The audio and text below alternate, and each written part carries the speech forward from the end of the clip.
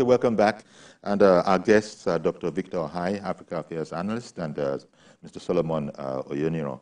He's the CSO or CEO of Osoa Foods, agro foods processing expert.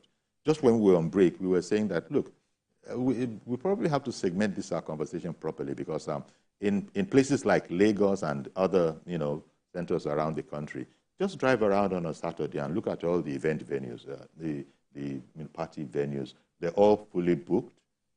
You see money changers in front with mint currency. You go in there, you find, sumptuous food. So people are beginning to, what are there two Nigerias? If we're talking about spiraling costs of food, yet you see all of that. Is it really as serious a problem as we're trying to make out on this program? You were going to go into the matter that George's idea. Yes. If you take away all the subsidy, of course, you know that in Nigeria, whatever goes up hardly comes down. It's like having a domestic lion that has tasted blood. It will be difficult to get it to be as it were, to go back to where it was. But that's not to say it cannot happen, because the force of demand and supply can truly force prices down. But there are more critical issues than the issue of what you call it now, bringing out, that is going to help, bringing down the prices of what you call it now, or subsidizing fuel. But note, America is deliberate and conscious about agriculture and food security. Yes. They are one country that subsidizes their farmers. And in Nigeria, we have to go a step further. Subsidizing in this case, okay, let me go to a step further before I come back to the issue of subsidy. A step further is protecting them by every means necessary. Because you see, a hungry people can translate to an angry people. So the word food security can be double-edged, It's not just about securing food, but also the state of security based on how the people feel. If they're not full, they can go to the streets. Because it gets to a point where... Because a hungry man can be an angry man. Can be an angry man. Thank you very much. But there's this disparity, as I was just pointing out. No, I'm coming to the issue of the disparity. But before you continue, sir, forgive me for interrupting you, because the program is interactive. No, it's fine. Dr. Joat, I didn't get the name, is calling in from Jos. Yes, there you go. Dr. Joat, good morning to you, sir. Yeah, good morning. Yes. Thank you for calling in. You're on air now. Go ahead, please. Yeah. All right. This is your topic, insecurity and rising food prices. Well, the truth is insecurity and food prices are interlinked because without security, nobody can even go to the farm, nobody can produce, nobody can have factories and what have you. But the point is this. What I think we need most is a reorientation of our youth. Our youth should know that farming is a viable business. Our youth should know that farming is a different thing to do. Because nowadays, once they say this guy is a farmer, you see people start looking down on you, and people will even think you're a poor person or you're a villager. Until our people start seeing very rich farmers in Nigeria, that is when the youth will feel happy to go into farming. And so the second thing is this. Without fertilizer, with high cost of feed, without power, how can we produce and how can we even have manufacturing industries to curtail waste? I remember I schooled in Kaduna in a place called Ikara. Then we had a food processing plant in that local government. You could see all these bringing their tomatoes and what have you to sell it off. And then there's this tomato processing, they call it processing itself. So you see, every farmer knows that once he produces, he'll get to sell all his farm produce. So you see, there's competition. That makes everybody to even want to farm more. But these days, you farm, you buy fertilizer at a very high price, high cost of transportation because of the removal of soil subsidy, and you go and almost 50-70% of their produce gets wasted before getting to Lagos. So this is our problem. The government knows it, but the government is just reluctant to do the right thing. Okay. Until we start doing the right thing, sir, I'm afraid we can never have this thing right. Thank you. Thank you very much. Well, when you said there that the government knows it but is reluctant, I guess they would beg to differ that, look, maybe the government is even overwhelmed. I don't know. But what Dr. Jewett was saying there reminded me, this is why I said a lot of these ideas, we've been hearing about them like ideas to get us out of the woods.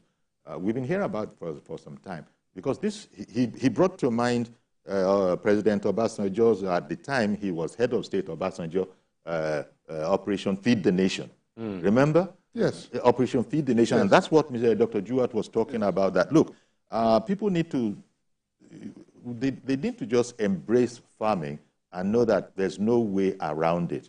Whatever you're doing, it might be an extra stream for you. Even if it is not an extra stream for income, at least it can supplement what you're doing. But I interrupted you because of that call that came in. Well, a lot of things have come up since the call, but you recall DFRI? Yes, DFRI. During Babangida's time. Department for Roads,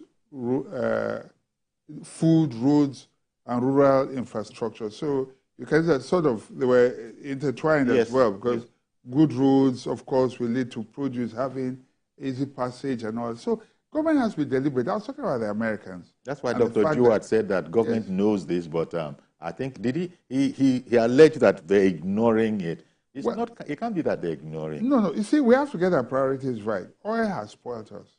As a matter of fact, agriculture will take more people off the streets. If we had like we had different this agricultural extension. But people have to be attracted to agriculture. No, that's what I'm saying. That's the point that Jewett was making. No, with agricultural extension programs, I recall I talked about this issue of the value chain and taking the industries to those places where, as soon as you're farming, there are off-takers. You have the value chain close to that source of the source of production. You can process, you can package, and there's logistics. You can transport these things. It makes it easier. So there's little or no wastage. Okay. We have to be deliberate about them. This country has been mapped. We know what comes from every local government area across the country. Government can be deliberate about this. But because agriculture is, by its very nature, it's an ancient profession, perhaps as old as the so-called oldest profession in the world. And nowadays, the use that Dr. Jewett was, appealing to, they have alternative means. They don't want to wait for a cropping season. No, but we can be deliberate about this. The cyber, what the cryptocurrency now, and all sorts of internet-based incomes, and people just don't want to get their hands dirty anymore. Not every young person is here. You're right. It's easy to make a sweeping generalization. There are still many that are unemployed. How do you do this? If you have farming settlements, you can, and we talk about even these extension services. If government can go help them till the land, they cannot afford tractors. But the government, deliberate policy. Yes, as a deliberate policy. You go out there, you do the heavy grunt for them. Exactly. And there are some state governments. I recall seeing a documentary, I don't know if it's propaganda, but documentary from somewhere, Delta State. It may have been on your station also. I saw it when Delta was doing things with your station, where they would go set up poultry for young people, train them, and you could see the testimonies that were coming from there. You could do the same with piggery. You could do the same. I mean, there's animal husbandry. There's so many. We have to be concerted about it and not give up. No, but that's the thing. We've got to be deliberate about it. That's it. Farming can truly be, I mean, that's something that can grow exponentially. Okay, I'm going to come to you, but let me bring on Dr. Yakub. Good morning to you. Thank you very much. You give me doctor today. Calling from Dr. Emo. Good morning to you, sir. Yeah, good morning, Joy. I mean Yakub. Joy, I don't have much to say rather to support the opinion given by Mr. George. You know why? The reason is this. Joy, hello, sir. I don't know, maybe you are hearing me, sir. Yes, we can hear you. We can hear you. Yeah, thank you very much. You see, if Mr. President can give us that, what Mr. George said earlier, sincerely, I bet it. every price of food in this country will drastically come down. Now, we were taught that when Dangote refinery started producing and then refine our petrol, the price of petroleum price will come down. But it looks like impossible. I don't know, I stand to be corrected, because now that the refinery have started producing now and then refine our petroleum price, I was thought that this will come down, then every price in market will follow suit. Another thing is this, another person mentioned it earlier, which is insecurity. That's another area that Mr. President needs to do something to it. Because even though, as somebody said that you go to farm, if you even go to farm and then you make sure that everything put in place and then you protect, how will you sure that you are not going to be attacked in the farm? That's another thing is the road network. I used to tell you this, sir. I know that you are from Ogun State. Just try one Sunday, sir. Travel from Abulegba down to Abeokuta and then come back on Monday, come and tell us what you face there. Because that road, and then I think later last year, Ogun State government said that they are going to fix that part of the road. And then nothing has been happened there. Tell me, the people that are producing farm in the Nyam and other crops in the Yewa side, how are they going to bring this thing to urban city? It is impossible. Another thing is this.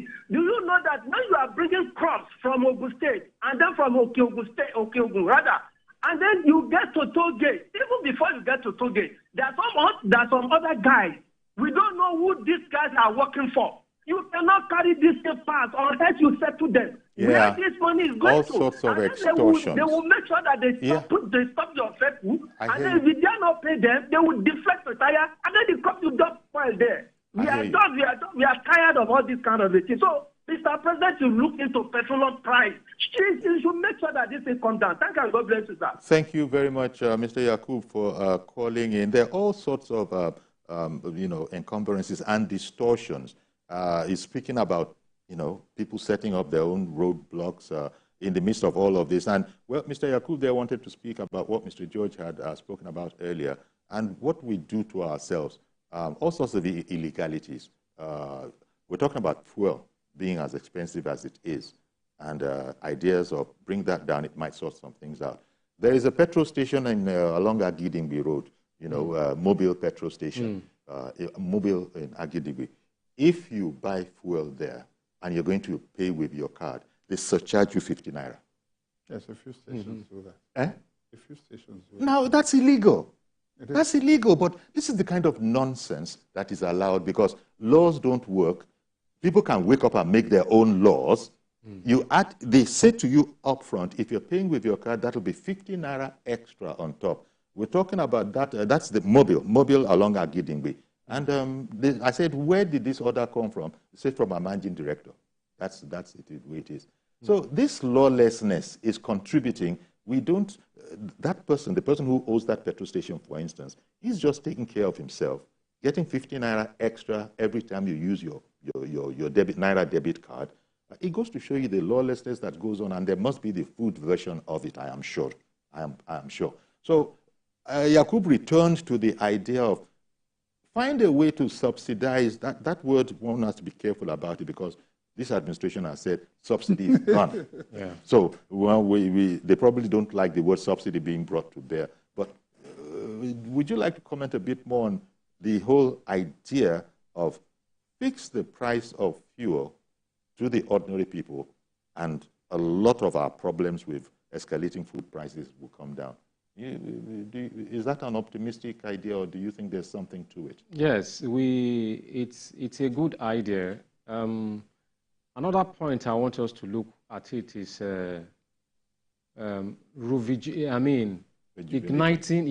igniting private industries. Private industries, along the food value chain. Government cannot do everything. Haven't you been talking about whether or not agriculture is a good business? It's an indispensable business, but he just told us about a person with 100 hectares who has been sacked from his farm. I think it boils down to insecurity. For me personally, I just want to stay focused on the topic for today, because if we want to look at the factors, there could be so many. Fuel could be one of them. Bad roads could be one of them. miscreants on the road and the extra internal customs. Let me put it that way. Yes. And all that. All of that. Elder David, sorry, sir. No, it's fine. Elder David, good morning to you, sir. Good morning, Sir Yori. Thank you for calling in, sir. Hello. Yes, we can hear you, Elder. Hello, sir. We can hear you, Elder David. Carry on, please. Thank you, Yori. God will bless you, sir. Thank you, sir. Thank you. Happy New Week. Compliment of the season. Indeed. Compliments of the new year to you, Elder David. I'm very happy. Thank you. Yes. Through this security, a nation is rich when the citizens have food to eat, which is number one. They will not talk of security of life, which is correct. And we thank God this government have come in place. The only thing I'm always saying on this platform, when I say patience, when people are patient with this government, all this problem will be solved. It is just because some people are very diabolical. What some people do is to discredit the government. What are they gaining? When we are talking of refinery, South Africa doesn't have oil.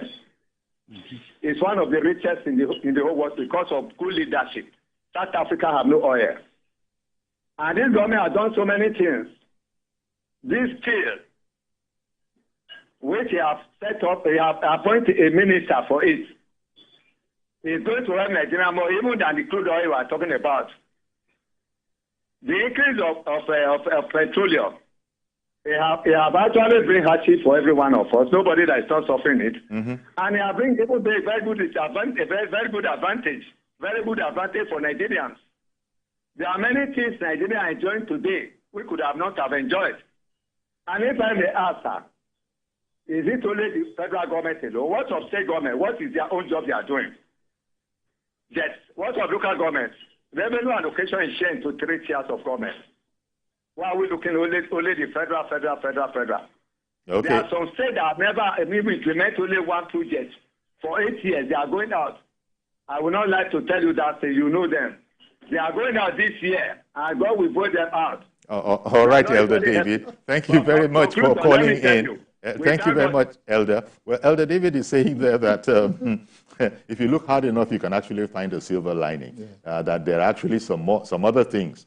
Even as we are complaining about these, there are some other things we're benefiting. So let's not dwell too long on the negatives. Indeed, thank you for your counsel, Elder David. But we're just saying that sometimes it's difficult to see and indeed practice the patience that Elder David is talking about when you suddenly get a stomach cramp as a result of hunger. And we've been talking about the indispensable occupation of agriculture, farming, and how all of that, is in the doldrums right now. It doesn't matter what aspect of agriculture you look at. Is it fisheries? Is it poultry? Cattle herding? Nothing. Everything. It's the soaring prices, and it's been going like that for upwards of maybe a year now. And the problem is we have to come out of it. I pointed out that these ideas, you've been talking about them ad infinitum, right through the Buhari administration, right into this one. And I guess these ones had better, get a move on. If they just have to become more creative if people are going to understand and practice the patience that Elder David was talking about. They want some succor. And I'm actually enamored of the idea that came in from George when he called in, that, look, find another way to affect what is going on. And he suggested that, look, for whatever it is worth, if you do the adjustments that he suggested, such that Dangote and all refineries are getting a concessioned price, then they might be able to pass that on and all the rest that follows. Of course, experts will also have commentary on that. I am hearing that someone else wants to join us. Hello? Hello, is that Mr. Adeboale? Hello? Yes, please. Yes, good morning to you, sir. Go ahead, please. Good morning. Good morning. Yes. My take on it is that I've listened to what you have been discussing. First, on security. I think what we should do, I want to make some suggestions. Yes. One is that we've always said that we don't have enough security people. We have too many. We have people with no safety and things like that. There are so many of them. All of them bear arms. They all sit down somewhere. But why can't we now get everybody together? Now, for 2 months at least. Now, let them go and arrange themselves properly. Let them bombard all those forests and all that in terms of security, and then see how to drive away the people. Then concerning the food aspect, I think the suggestions have been made, which I think is good. First, the problem is the cost of transportation. Why can't we, like they did during this during the last the holidays? Now, why can't we arrange through transportation that the government will pay? Don't give the government. Why can't we arrange 774 local governments? By the time you do that, arrange a cooperative with the 774 local governments. Let them talk about how much the prices of the goods are, and then give them the cost of that transportation. You're not going to get to spend 20 million out of 20 billion. Now, but what we tend to waste so much money, the problem is that these people, we talk about bad roads, but they still bring their goods out. Why not arrange transportation for them, pay those transportation? The government, if the federal government can do that, well, the 774 local government, just informing the state government, I believe that will assist them so much to bring out their goods. The people still take these goods. And if you arrange cooperatives, make them turn them into cooperatives. Okay. Make sure that these cooperatives are the ones that will arrange the prices. They are not also the ones that you are going to give the money to bring out the goods. All right, then. I beg your pardon, I've got to interrupt now, but I want to thank you very much, Mr. Adeboale, for making those suggestions and putting them next to other suggestions that have been made in this program. And Mr. Adeboale returned to the idea of a concerted action against this insecurity. You might have seen on social media in the past week or so where some experts, mainly retired military generals, have been saying that let the commander-in-chief, let him put a definitive order on ground. Let him put a definitive order on ground and then come and see whether we don't have the boys and the women in uniform to indeed, execute his order. But they're suggesting, as I say, conspiracy theories, that it is not so for a reason. We're going to have to leave it here, gentlemen, unfortunately. And there's so very much, as Victor was saying, there's so very much more that needs to be said. But let me just thank you very much, Solomon. Mr. Oyeniran, CFO, Osura Foods, Agro-Foods processing expert, and Dr. Victor Ohai. He's a politician, actually, but at the moment he's an African affairs analyst. He's a man of many caps. Thank you very much, Dr. Ohai, for coming on the program as well. Thank you for having me. So that's our program. Do please join us tomorrow for a fresh edition. I am Yori Folare. Bye-bye for now.